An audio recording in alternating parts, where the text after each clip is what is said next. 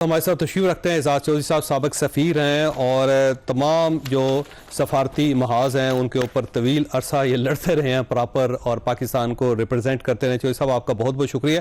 یہ فرمائیے کہ سر خطے میں بہت بڑی تبدیلی آ گئی. افغانستان کو رشیا نے یعنی طالبان کی گورنمنٹ کو رشیا نے تسلیم کر لیا اور یہ غالباً پہلا ملک ہے جس نے اس لیول پہ اس کو تسلیم کیا ہے. تو کیا کوئی سینیریو بدل رہا ہے اس پورے خطے میں اس سے، یا آپ یہ سمجھتے ہیں کہ بس بزنس ایز یوزول چلتا رہے گا، کوئی خاص فرق نہیں پڑے گا؟ دیکھیں، ماضی میں بھی یہی ہوتا تھا کہ کابل میں جس کی حکومت تھی اس کو تسلیم کر لیا جاتا تھا. اور پچھلی مرتبہ جب 1996 میں یہ آئے پاور میں تو ہم نے یہی استدلال استعمال کیا اور تسلیم کر لیا.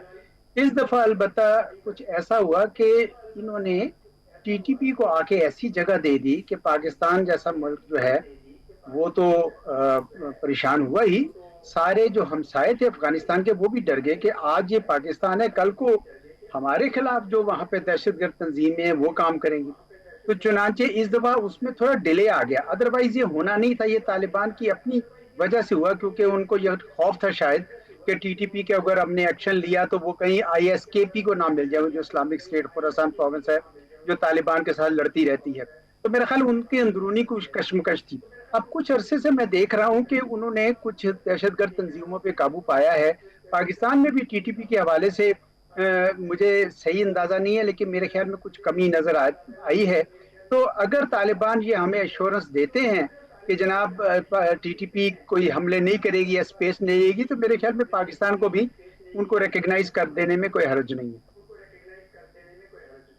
اب پاکستان اور چائنا کی طرف سے بھی سر ڈیولپمنٹ ہوئی ہے. چائنیز بھی ایمبیسڈر ہے وہاں پہ، انہوں نے ایک درجہ بڑھا دیا ہے ایمبیسی کو. پاکستان نے بھی یہاں پہ ظاہر ناظم الامور تھے ان کو سفیر کا درجہ دے دیا ہے. کابل کے اندر بھی پاکستانی جو ناظم الامور تھے ان کو سفیر کا درجہ دے دیا گیا. تو پاکستان اور چائنا بھی اس طرف بڑھتے چلے جا رہے ہیں. تو ایک ٹرائی اینگل یا آپ کو بنتی ہوئی نظر نہیں آ رہی جس کے اندر چائنا ہے، پاکستان ہے، رشیا ہے اور ساتھ افغانستان ہے؟ جی ٹرائنگلز تو بہت ساری بن رہی ہیں، Pakistan China Afghanistan, Pakistan China Russia, Pakistan China Bangladesh. یہ اچھی سفارتکاری ہماری طرف سے ہو رہی ہے. میرے خیال میں یہ ریچ آؤٹ کرنا چاہیے، اور اگر یہ رشیا، پاکستان، افغانستان اور چائنا مل کر بھی کوئی اگر کسی قسم کا کام کرتا ہے وہ بھی اچھا ہے. میں تو کہتا ہوں کہ باقی جو ہمسائے ہیں افغانستان کے ان کو بھی اس میں شامل کیجئے. اس کی وجہ یہ ہے کہ بہرحال آپ کہہ رہے ہیں کہ ہم ان کو اقتصادی جتنے آپ کے خطے کے پروگرامز ہیں ان میں انوالو کرنا ہے. آپ نے پہلے ہی چین اور افغانستان کی ٹرائی لیٹرل میں یہ وعدہ کر لیا ہے کہ یہ سی پیک کو افغانستان کی طرف بڑھانا ہے.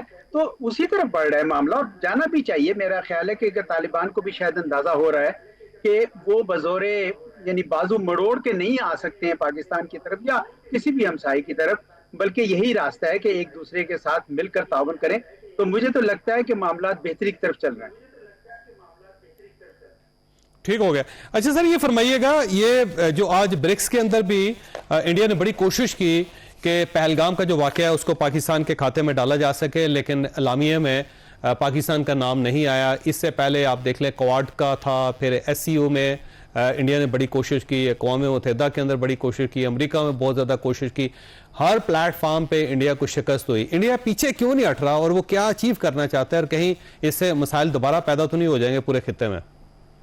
9/11 کے بعد سے آج 25 سال ہو گئے ہیں، 24 سال ہو گئے. ہندوستان نے یہی ایک روش لی کہ پاکستان کے خلاف پہلے الزام لگاؤ. آپ کو پتہ ہے اوپر تلے کتنے ٹیررسٹ انسیڈنٹ ہوئے جو بعد میں ثابت ہوئے کہ وہاں پہ ان کے جو مقامی عناصر تھے پاکستان پہ لگایا. تو وہ دنیا نے کرتے کرتے دنیا نے یقین کرنا شروع کر دیا ان کی بات پر.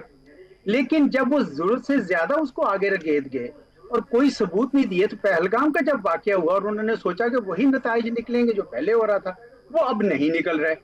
تو اس وجہ سے میرا خیال میں ایک تو ہندوستان نے کچھ ضرورت سے زیادہ جیسے نا اوور ملک کر دیا، اس کو ضرورت سے زیادہ اس نیریٹو کو پھیلانے کی کوشش کی. اب دنیا ماننے کو تیار نہیں کیونکہ انہوں نے ثبوت کوئی نہیں دیا. یہ ان کے وفود بھی گئے سب جگہ تو سب نے یہ کہا کہ ثبوت لائے، وہ دیتے نہیں تھے.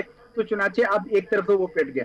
دوسرا یہ ہوا کہ یہ ڈبل گیم کھیل رہے ہیں دنیا کے ساتھ، اسپیشلی امریکہ کے ساتھ. امریکہ کے ساتھ انہوں نے یہ کہا کہ ہم تو تمہارے ساتھی ہیں، ٹھیک ہے ہمیں خوب جو عسکری اسباب دو، لیکن اور ہم چین کا مقابلہ کریں گے. لیکن ہوا یہ کہ یہ رشیا کے ساتھ بھی چل رہے تھے ان کا تیل بھی خرید کے مہنگے داموں بیچ رہے تھے، چین کے ساتھ بھی.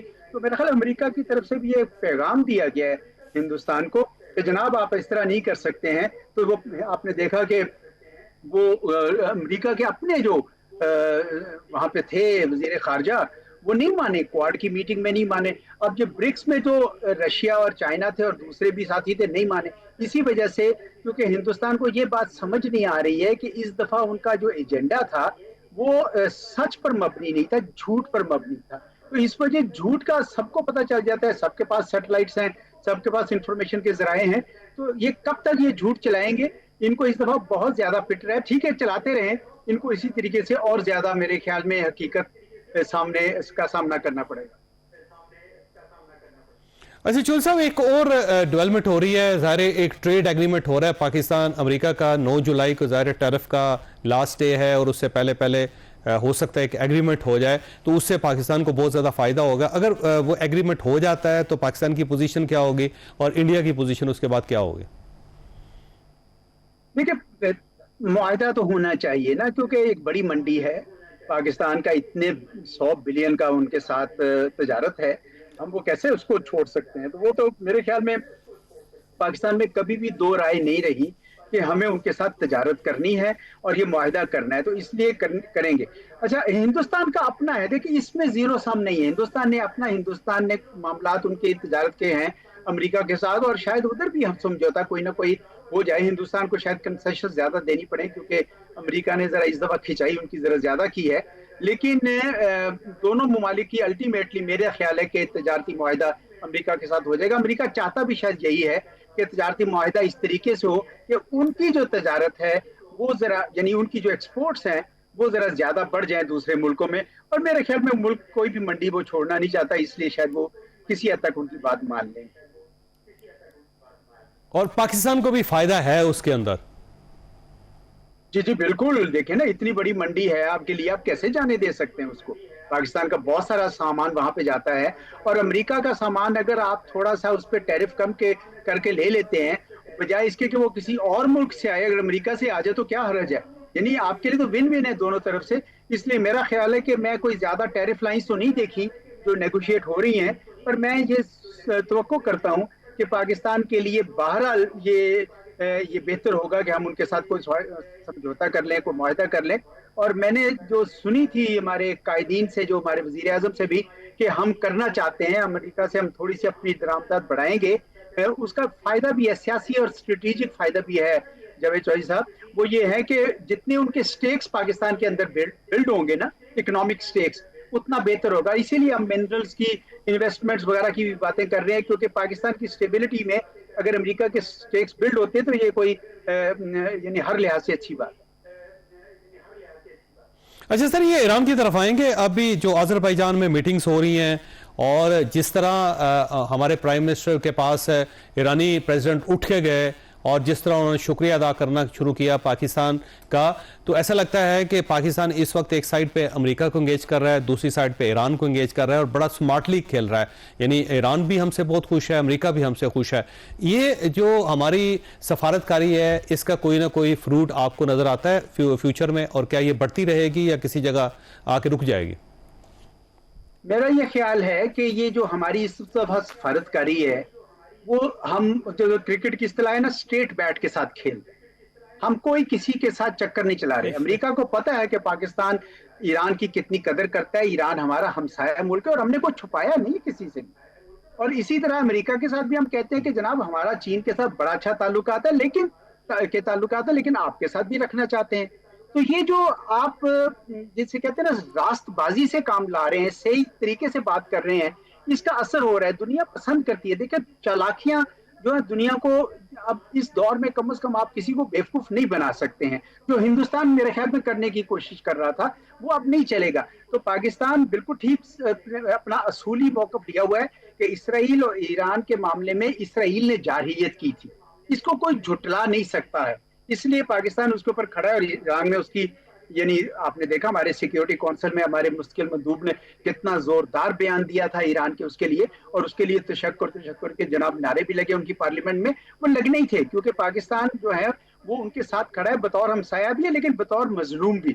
اور امریکہ کے ساتھ اپنے تعلقات امریکہ تو خود روکتا پھر رہا ہے اسرائیل کو. اسرائیل کی کچھ اتنی زیادہ یعنی بے راہ روی ہے, میں سمجھتا ہوں کہ اس قدر زیادہ وہ آؤٹ آف کنٹرول ہوئے ہیں کہ ان کو بھی امریکہ بھی نہیں روک پا رہا. ٹھیک ہے, امریکہ میں ان کے لیے حمایت ہے, امریکہ میں ان کی ہمیشہ مدد کرے گا, لیکن امریکہ کو اس بات کا اندازہ ہے کہ اس دفعہ اسرائیل نے جو جارحیت کی تھی اس کی وجہ سے سارے ممالک جو امریکہ کے اپنے دوست بھی سمجھتے وہ بھی ان کی مدد یعنی اس طرح ایران کے حق میں بولتے رہے. جی ٹھیک ہو گیا.